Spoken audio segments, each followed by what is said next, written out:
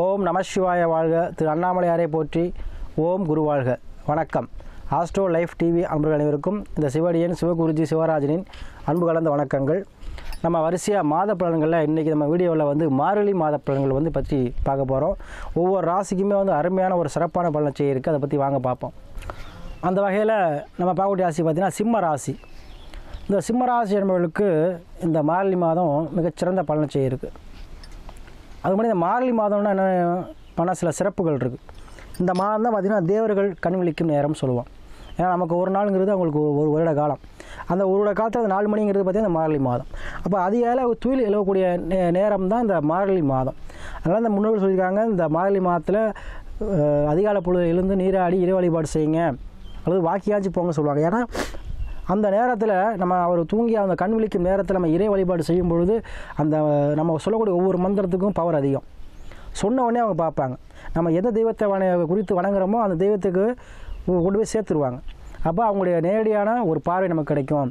Science ரீதியாக சொல்லணும்னா positive எனர்ஜியுடைய கதிர்வீச்சுகள் அதிகமாக கிடைக்கக்கூடிய மாதம் இந்த மார்கழி மாதம். அதனால தான் மேலாடை அணியாமல் வாக்கிங் போனீங்க அப்படின்னா அந்த சக்தி பாசிட்டிவ் எனர்ஜி நம்ம மேலே படும். எதிர்ப்பு சக்தி அதிகமாகும், தன்னம்பிக்கை அதிகமாகும், உடல்களில் பிணிகள் நீங்கும். இதெல்லாம் சிறப்பானது. அதனால் தான் மார்கழி மாதத்துலன்னா ஒன்று அதிகாலை எந்திரிக்கணும்னு சொன்னாங்க. பூட மாதம் சொல்லுவாங்க. ஏன் அப்படின்னா அப்படி சொன்னாலாவது எந்திரிப்பாங்களா அப்படிங்கிறத தான் முன்னாடி சொல்லி வச்சாங்க. ஒவ்வொரு விஷயத்துக்கும் சில காரணங்கள் இருக்குது, சரிங்களா? அதனால் இந்த மாதத்தில் அனைவருமே கண்டிப்பாக அதிகாலை எழுந்து நீராடி இறை வழிபாடு செய்யுங்க, சரிங்களா? அப்போ தான் கண்டிப்பாக உங்களுக்கு அந்த ஆற்றல் கிடைக்கும்.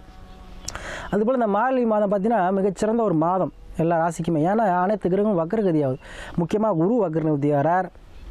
அதே போல் பார்த்திங்கன்னா புதன் பகவான் வக்ரகதி ஆகிறார். அப்புறம் செவ்வாய் அஸ்தமனத்திலிருந்து நிவர்த்தி ஆகிறார். வருகிற மார்கழி மாதம் 15ஆம் தேதி குரு வக்ரகதி ஆகிறார். அது தனியாக வீடியோ போடுவோம். அதே போல் நம்முடைய புத பகவான் 17 வக்ர நிவர்த்தி ஆகிறார். அதே போல் செவ்வாய் பகவான் அஸ்தமனத்திலிருந்து நிவர்த்தி மார்கழி 23 நிவர்த்தி ஆகிறார். அப்போ அனைத்தையுமே நிவர்த்தி. அப்போ இவெல்லாம் இந்த பிரச்சனை அனைத்தையும் நிவர்த்தி ஆகக்கூடிய மாதம் இந்த மாதம்.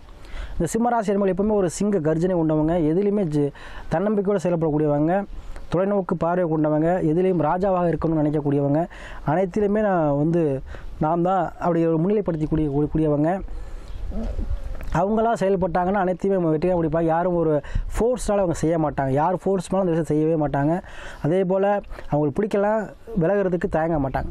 இத்தகைய சிறப்பு கொண்ட அந்த சிம்மராசி என்பவர்களுக்கு இந்த மார்கழி மாதம் என்ன பண்ணும்போது உங்களுடைய சின்ன சின்ன ஆசைகள், உங்களுடைய சுய விருப்பங்கள், நான் ஒரு சின்ன விஷயம் நினச்சிருப்பீங்க, இங்கே போனால் செய்யலாம், இங்கே போனால் செய்யலாம், ஏதோ ஒரு விஷயம் ஆசைப்பட்டிருப்பீங்க. அது ஆனால் இந்த மாதம் அதை செயல்படுத்துவீங்க. பறவைகள் வாங்குவீங்க, சில பிராணிகள் வாங்குவீங்க. சிலவங்க கோழி பண்ண ஆரம்பிக்க சொல்லுவாங்க, கோழி பண்ண ஆரம்பிக்கலாம். வளர்ப்பு பிராணிகள் வாங்குவீங்க. சில உங்களுக்கு பிடித்த வளர்ப்பு பிராணிகள் வாங்குவீங்க. அதே போல் திருமணம் சார்ந்த விஷயத்தில் அதிக ஈடுபாடு வரும். உங்களுக்கு காம எண்ணங்கள் அதிகரிக்கும். இந்த மார்கழி மாதம் சிம்மராசி என்பவர்களுக்கு காம எண்ணங்கள் அதிகம் இருக்கும். காதல் எண்ணங்கள் மேலோங்கும், சரிங்களா? அதே போல் அடிக்கடி பிரயாணம் பண்ணக்கூடிய வேலை பார்க்கக்கூடிய நண்பர்களுக்கு அதிகமான வருமானம் கிடைக்கும், சரிங்களா?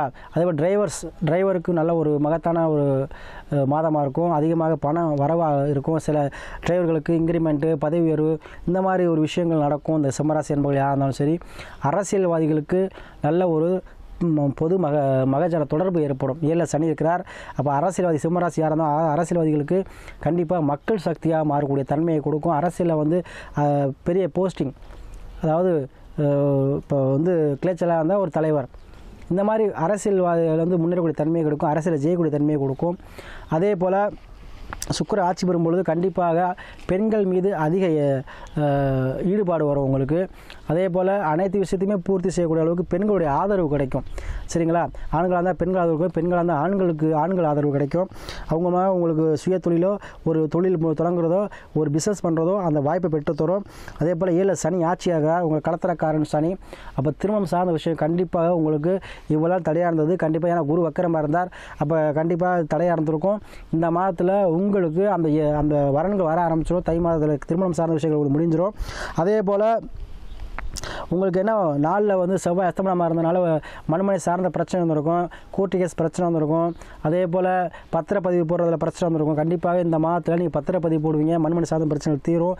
சகோதரர்கள் இருந்த பிரச்சனை தீரும், சரிங்களா? அம்மாவுக்கிட்ட இருந்த பிரச்சனை தீரும், தாயோட இருந்த கருத்து வேறுபாடு தீரும்.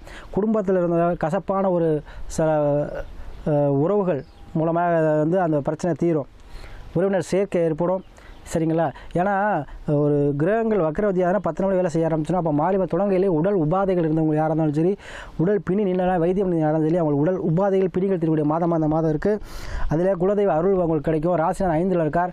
பூர்வீகம் சார்ந்த பிரச்சனை, பூர்வீகத்தில் இருந்தால் காசு பணம் வரல, காசு பிரச்சனை இருக்குது, இடம் சார்ந்த பிரச்சனை இருக்குது, தாத்தா வழி பாட்டு சொத்துக்களில் பிரச்சனை இருக்குது அப்படின்னு சொல்லக்கூடிய யாராக இருந்தாலும் பூர்வீகம் சார்ந்த பிரச்சனை, அது என்ன பிரச்சனை இருந்தாலும் சரி, உங்களுக்கு சொந்த ஊருக்கு போக முடியல சொல்கிறவங்களாலும் சரி, குலதெய்வத்தை கண்டுபிடிக்க முடியலன்னு சொல்கிறவங்களா இருந்தாலும் சரி, இல்லை பூர்வீகத்து இடம் இருந்துச்சு அதை கொடுக்க மாட்டாங்க பிரச்சனை இருக்குன்னு சொன்னாலும் சரி, பாகப்பிரிவினை பிரச்சனைன்னு சொன்னாலும் சரி, இல்லை ஏதோ ஒரு விஷயம் பூர்வீகம் சார்ந்த விஷயத்தில் இந்த மாதம் உங்களுக்கு கை கொடுக்கும். ஏன்னா ஒரு மாத பலங்கிறது உங்கள் ராசி அது எங்கே இருக்காரோ அந்த சிந்தனை தான் ஓடும்.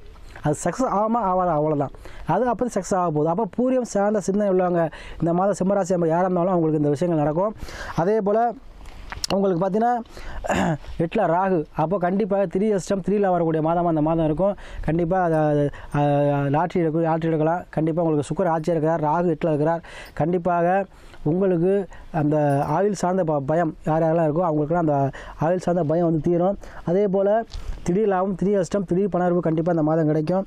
அதே போல் 9ல் குரு பாரு கோடி நன்மை, கண்டிப்பாக வர வேண்டிய பாக்கியானது இந்த மாதம் வரும். ஏன்னா குரு வக்கரவர்த்தி ஆகிறார், அது தனியாக வீடியோ போடுவோம். சரிங்களா? குரு வந்து என்ன பண்ணுறார், வக்கர நிவர்த்தி ஆகிறார். அப்போ குரு பாரு கோடி நன்மை, உங்கள் ராசியை பார்க்குறார், உங்களுடைய பூர்வீகத்தை பார்க்குறார். அப்போ கண்டிப்பாக அனைத்து விஷயங்களும் உங்களுக்கு கைகூடி வருங்க இந்த மாதம். அனைத்து விஷயங்களும், கடன் பிரச்சனை கண்டிப்பாக இருக்கவங்களுக்கு அது ஏதோ ஒரு வகையில் கடன் அடைப்பீங்க. ஒரு நகையை அடகு வச்சு கடன் அடைக்கிறதோ, இல்லை ஒரு நகையை வந்து விற்றுட்டு கடன் அடைக்கிறதோ, இல்லை ஏதோ ஒரு வகையில் கடனை அடைப்பீங்க.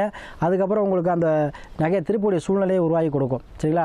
ஒரு நகையை வந்து இன்னொரு நகை எடுக்கிறது அப்படி கூட இழக்கலாம். அதனால் ஏதோ ஒரு வகையில் உங்களுக்கு பாக்கியம் வந்து சேரும். சரிங்களா? அதனால் அதுக்கு முன்னாடி உங்களுடைய நல்ல நேரம் உங்களுக்கு இருக்கான்னு பார்த்துங்க. தசாபுத்தி எப்படின்னு பார்த்துங்க. ஒரு சிவஜாதத்தை ஆய்வு பண்ணி தசாபுத்தி அதான் நல்ல நேரம். ஒருத்தர் குடிசேருந்து கோபுரம் மாறுறதும் நல்ல நேரம் தான், கோபுரத்து இது போகிறதும் நேரம் சரியில்லாமல் தான். அப்போ நல்ல இருக்க தசாபுத்தி. அப்போ ஜோதிடரை அணுகி தசாபுத்தி ஏற்ற தொழிலோ ஏற்ற ஒரு வேலையோ செய்யுங்க, எல்லாம் நல்லாயிருக்கும். சரிங்களா? ஏன்னா ஏன் ஒன்று சொல்கிறேன் அப்படின்னா, உதாரணத்துக்கு ஒருத்தர் என்ன வேலை பார்த்தாலும் சரி, ஒரு அரசு வேலை பார்க்குறவங்க இருக்கலாம், இல்லை ஐடி ஃபீல்டில் இருக்கலாம், இல்லை ஒரு இன்ஜினியராக இருக்கலாம், இல்லை ஏதோ ஒரு வகையாக ஒரு ஐபிஎஸ் ஐஏஎஸ் ஏதோ இருக்கலாம். ஆனால் திடீர்னு பார்த்தா அந்த வேலை விட்டு வேறு வழி ஒரு விவசாயம் செய்வாங்க, ஒரு தொழில் தொடங்குவாங்க, ஒரு ஃபேக்ட்ரி நடத்துவாங்க, ஒரு சிலவங்க முதியோர் காப்பகம் நடத்துவாங்க. ஏன்னா மனசு பிடிச்ச வேலை சொல்லுவாங்க. அது கிடையாது. தசாபுத்தி மாறும் பொழுது அனைத்தும் மாறும். சரிங்களா? அப்போ தசாபுத்தியை ஃபஸ்ட்டு பார்த்துக்கங்க. அதான் ஜோதிடரை வந்து எப்பவுமே வந்து கோச்சாப்பில் வந்து சொல்லக்கூடாது. அப்போ உங்கள் தசாபுத்தி நடக்குதோ அதுக்கேற்றப்பல நாங்கள் சொல்கிறல கூட குறைய இருக்கலாமா, நாங்கள் சொன்ன விஷயங்கள் சார்ந்து நடக்கும். அப்போ தசாபுத்தி உங்களுக்கு உதவி பண்ணணும். தசாபுத்தியை முடிவு பண்ணி உங்களுடைய வேலையை செய்யுங்க. கண்டிப்பாக வாழ்க்கையில் உயர்வு அடைவீங்க, லாபத்தை அடைவீங்க. சரிங்களா? அதே போல் குரு பகவான் வக்கரமாக இருக்கும்போது சிலவர்கள் குழந்தை தாமதம், குழந்தை பிறக்காமல் இருக்கிறது, 10 வருஷம் ஆகுது குழந்தை இல்லாமல் இருக்கவங்களாம் கண்டிப்பாக அந்த குழந்தை பாக்கியம் வக்கரத்துக்கு அப்புறம் குழந்தை பாக்கியம் கன்ஃபார்ம் ஆயிரும். அதே போல் திருமணம் சார்ந்த விஷயங்கள் கண்டிப்பாக உங்களுக்கு கைகூடி வரும். அதே போல் நீங்கள் நினைத்த காரியமெல்லாம் ஈடேறும். ஏன்னா 5ல் இருக்கார்.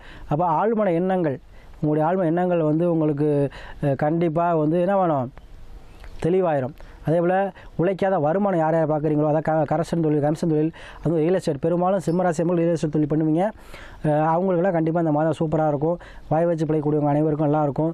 சரிங்களா? ஏன்னா 5ல் இருக்கும்போது உழைக்காத வருமானம், உழைப்பில்லாத வருமானம் பார்க்கக்கூடிய யாராக இருந்தாலும் அவங்களுக்கும், அதில் வெளிநாடு வெளியூர் வெளிமானம் செல்லக்கூடிய அன்பர்கள் யாராக இருந்தாலும் கண்டிப்பாக செல்லலாம். உங்களுக்கு இந்த மார்கழி மாதம் இறைவன் அனுக்கிரகம் செய்யக்கூடிய மாதம். அதனால் எல்லாமே உங்களுக்கு சூப்பராக இருக்குங்க.